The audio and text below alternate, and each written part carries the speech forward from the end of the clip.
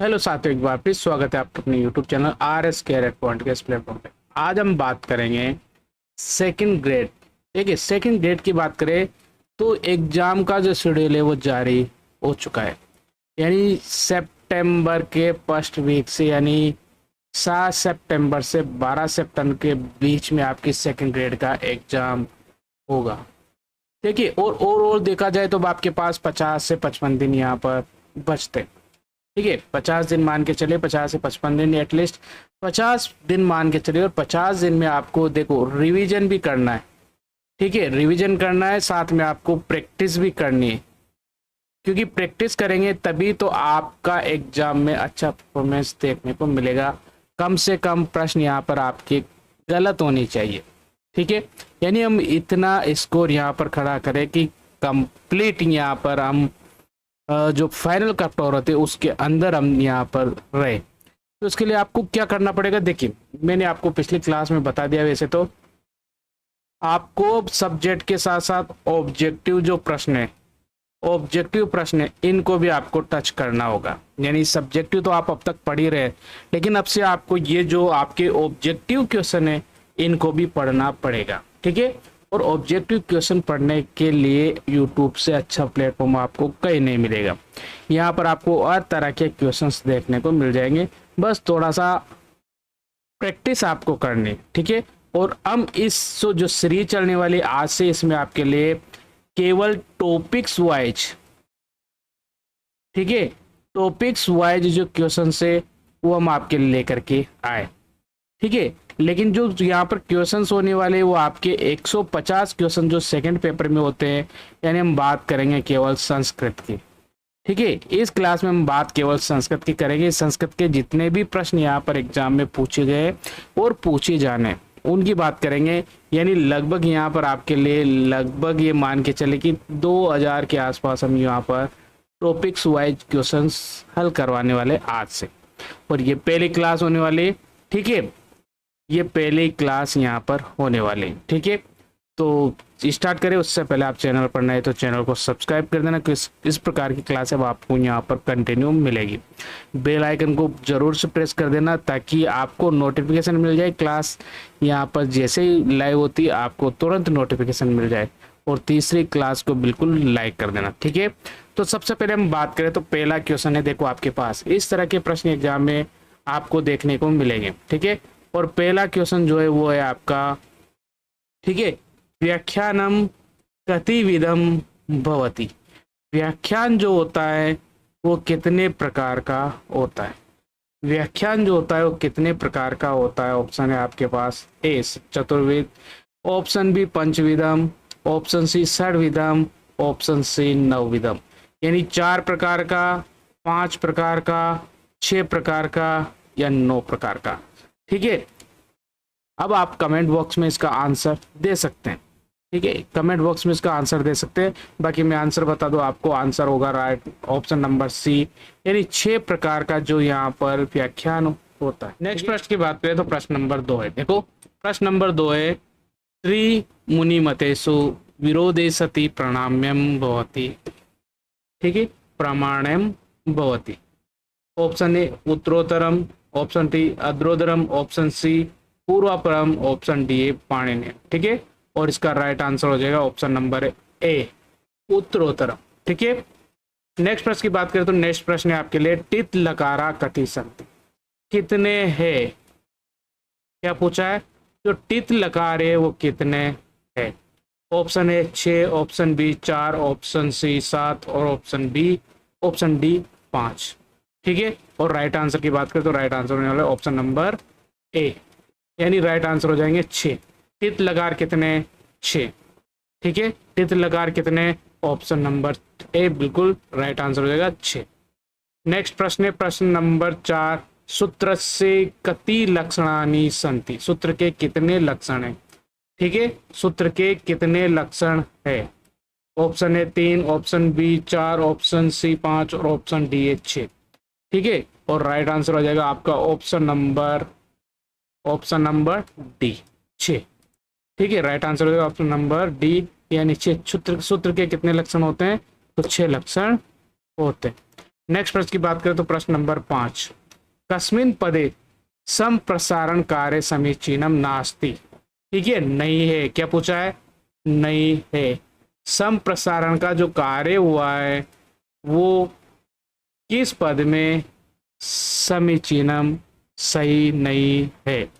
Option A हो गया आपका ग्रहीतुम, ऑप्शन बी ग्रहीत, ऑप्शन सी ग्रहीत्वा और ऑप्शन डी हो गया आपका ग्रहम।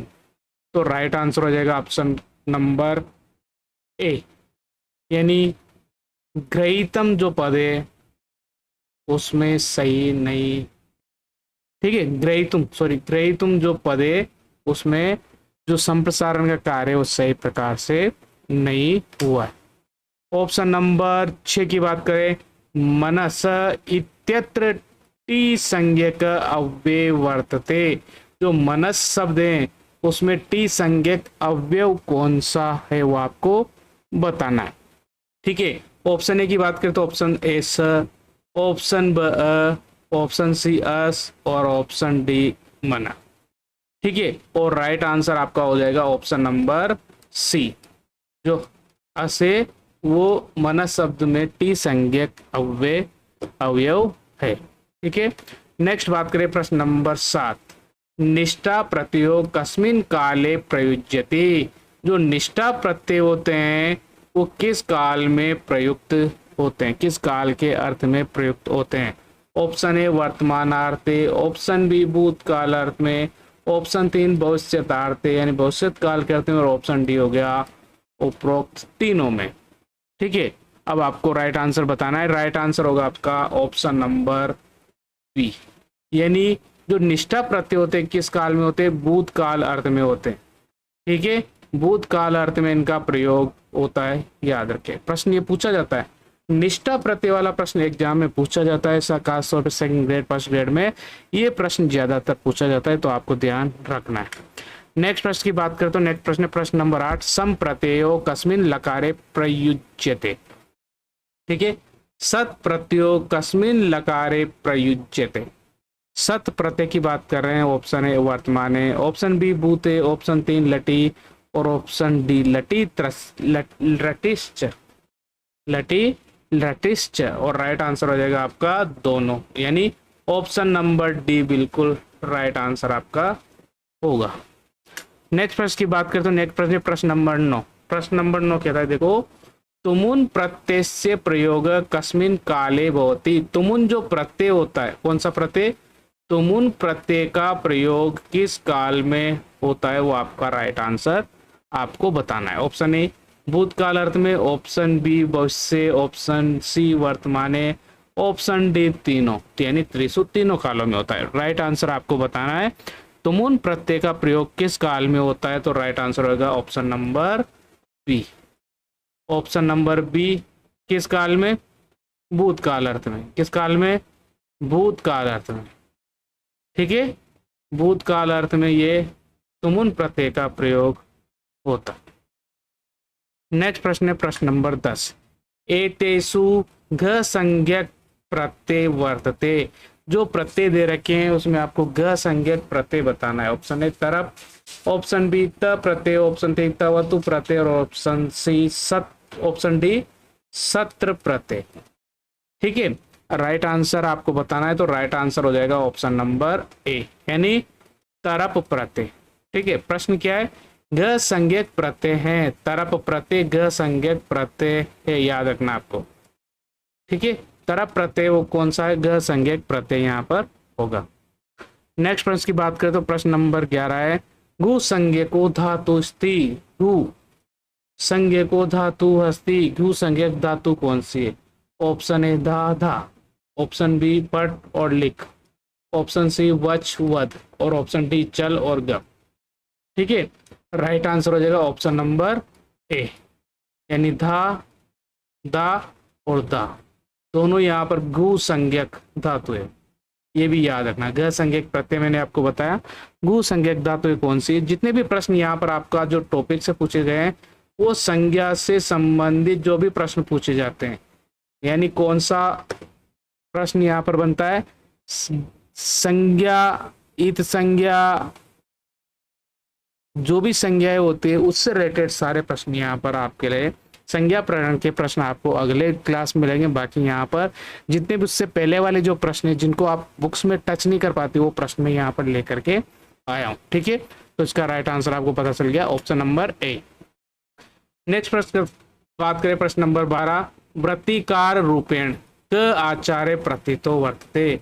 वार्तिक कार के रूप में, ठीक है, वार्तिक कार के रूप में कौन से आचार्य यहाँ पर प्रसिद्ध है वो आपको बताना है। तो option A Panini, option B Katyayana, option C Patanjali, option D Bhattoji Dikshit. और राइट आंसर हो जाएगा आपको वार्तिकार कौन से, भट्टोजी दीक्षित। इनको वार्तिकार के रूप में जाना जाता है, प्रसिद्ध है। ऑप्शन क्वेश्चन नंबर 13 की बात करें, एतेषु नदी संज्ञक पदम न बहुवर्तते। नहीं है, ये बताना है आपको, नहीं है। इन पदों में नदी संज्ञक पद नहीं है, वो आपको बताना है। ऑप्शन है आपके पास कुमारी, ऑप्शन बी गौरी, ऑप्शन सी युति, ऑप्शन डी गार्गी। और राइट आंसर होगा आपका ऑप्शन नंबर सी, यानी जो युति है वो नदी संज्ञक पद नहीं है। तो याद रखना आपको, कुमारी, गौरी और गार्गी तीनों कौन से नदी संज्ञक पद है। कौन कौन से, एक तो कुमारी, आपसे पूछ लिया जाए कुमारी, ठीक है, नदी संज्ञक पद है तो कुमारी। गौरी भी नदी संज्ञक पद है, ठीक है। और ऑप्शन डी यानी गार्गी भी यहाँ पर नदी संज्ञक पद है। तीनों आपके नदी संज्ञक पद है। और नहीं है तो कौन सा नहीं है, युति यहाँ पर नदी संज्ञक पद नहीं है, ठीक है। नेक्स्ट प्रश्न की बात करें तो प्रश्न नंबर 14 है, घी संज्ञक पद नास्ति। घी संज्ञक पद नहीं है। ऑप्शन ए हरि, ऑप्शन बी गुरु, ऑप्शन सी सखी और ऑप्शन डी मति। ठीक है, राइट आंसर हो जाएगा ऑप्शन नंबर सी, यानी जो सखी पद है वो घी संज्ञक नहीं है, ये आपको याद रखना है। बाकी हरि, गुरु और मति ये पूछ लिया जाए तो एक घी संज्ञक पद यहाँ पर आपके सामने है। तीनों को आप रख करके रखिए। घी संज्ञक प्रत्येक, घी संज्ञक पद कौन कौन से, हरि पूछा जा सकता है, गुरु पूछा जा सकता है, मति कोई से भी तीनों में से एक यहाँ पर पूछा जा सकता है एग्जाम में।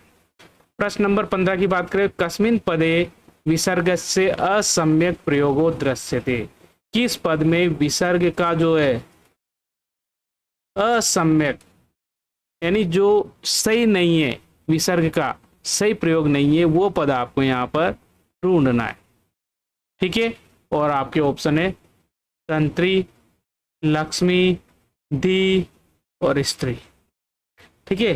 तो सब में आता है, देखो स्त्री जो है, स्त्री जो है वहां पर विसर्ग का सही प्रयोग नहीं हुआ है, ठीक है। तो right answer option number D.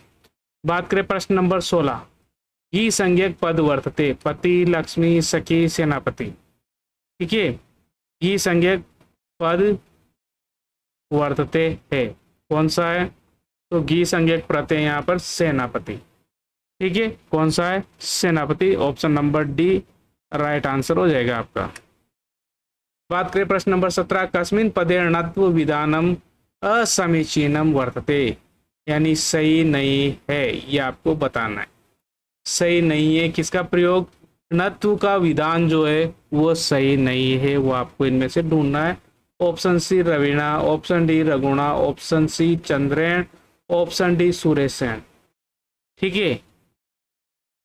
Right answer होगा ऑप्शन नंबर कौन सा वाला, ऑप्शन नंबर डी सुरेशेन, ठीक है। सुरेशेन में णत्व विधान असमीचीन है। नेक्स्ट प्रश्न की बात करें तो प्रातिपदिक संज्ञका न भवति। प्रातिपदिक संज्ञक नहीं है, ठीक है। आपने सूत्र पढ़ा होगा ल स क्व तदिते, देखो प्रातिपदिक में यहाँ पर कृदंत ऑप्शन है, तदितांत ऑप्शन है, समास युक्ता और स्त्री प्रत्यांत ऑप्शन है। तो राइट आंसर हो जाएगा कृत तदित समासा से प्रातिपदिकम। कृत और तदित और समास तीनों यहाँ पर आपकी प्रातिपदिक संज्ञा होती है। स्त्री प्रत्यय की प्रातिपदिक संज्ञा नहीं होती है, आपको याद रखना, ठीक है। एतेषु प्रातिपदिक संज्ञक का पद न वर्तते। इनमें से प्रातिपदिक संज्ञक पद नहीं है। ऑप्शन नंबर 1 रागी, ऑप्शन बी वासुदेव, ऑप्शन सी कुंभकार और ऑप्शन डी हो गया राजा। तो जो राज्ञी पद है, ठीक है, वो प्रातिपदिक संज्ञक पद नहीं है। प्रश्न नंबर 20 की बात करें तो क धातु अकर्मक संज्ञक नास्ति, अकर्मक संज्ञक नहीं है। कौन सी धातु है जो अकर्मक संज्ञक नहीं है? ऑप्शन ए रुद्र, ऑप्शन बी मुद, ऑप्शन सी सेव और ऑप्शन डी हस। ठीक है, तो राइट आंसर हो जाएगा आपका ऑप्शन नंबर सी। सेव जो धातु है, सेव जो धातु है अकर्मक संज्ञक नहीं है। ठीक है, नेक्स्ट प्रश्न की बात करें तो प्रश्न नंबर 21 में सार्वधातुक संज्ञक प्रत्यय नास्ति नहीं है। सार्वधातुक जो संज्ञक प्रत्यय वो कौन सा नहीं है? ऑप्शन ए स, ऑप्शन बी सत्र, ऑप्शन सी मिप और ऑप्शन डी जस। और राइट आंसर भी होगा आपका ऑप्शन नंबर डी, जो जस प्रत्यय है ये कौन सा नहीं है? वो सार्वधातुक संज्ञक पद प्रत्यय नहीं है। नेक्स्ट प्रश्न है प्रश्न नंबर 22 और 22 नंबर में सार्वधातुक संज्ञा भवन्ति। सार्वधातुक संज्ञा होती है तिंग, सित, तिंग से च, डित और कित। ठीक है, तो राइट आंसर हो गया आपका ऑप्शन नंबर सी, दोनों तिंग और सित दोनों की सार्वधातुक संज्ञा होती है, आपको याद रखना है। नेक्स्ट प्रश्न है प्रश्न नंबर 23 सार्वधातुक अर्थ धातुक संज्ञा भवति। सार्वधातुक और अर्थ धातुक संज्ञा होती है। ऑप्शन ए प्रत्यय की, ऑप्शन बी धातु की, ऑप्शन सी अव्यय की और ऑप्शन डी निपात की। ठीक है, तो राइट आंसर होगा आपका ऑप्शन नंबर ए। सार्वधातुक अर्धधातुक संज्ञा किसकी होती है? प्रत्यय की होती है। किसकी होती है? प्रत्यय की होती है, ये आपको याद रखना है। नेक्स्ट प्रश्न है प्रश्न नंबर 24। प्रश्न नंबर 24 त्रिमुनि वृत्तिषु ऐसा न परिगण्यते। ठीक है, त्रिविधा नुवृत्तिषु ऐसा न परिगण्यते। ऑप्शन ए सामान्य अनुवृत्ति, ऑप्शन बी अपकर्ष अनुवृत्ति, ऑप्शन सी मंडूक प्लूति अनुवृत्ति, ऑप्शन डी आवर्तक अनुवृत्ति। और राइट आंसर है ऑप्शन नंबर आपका डी, यानी आवर्तक जो अनुवृत्ति है विविधानुवृत्ति ऐसा न परिगण्यते, वो इसमें नहीं गिनी जाती। ठीक है, नेक्स्ट प्रश्न है प्रश्न नंबर 25 द्विरुक्तस्य पूर्व किम संज्ञक स्यात्? आमृतम, अभ्यास, विप्सा और आवृत्ति। राइट आंसर होगा आपका ऑप्शन नंबर बी, अभ्यास। Option number B right answer है, यानी अभ्यास। ठीक है, तो ये थे आज की क्लास के 25 क्वेश्चन, जो कि कहीं ना कहीं आपके संज्ञा प्रकरण से रिलेटेड। एक प्रश्न यहाँ पर सीधा सीधा एक क्वेश्चन आपसे पूछा जाएगा, कंफर्म एक प्रश्न यहाँ से आता है।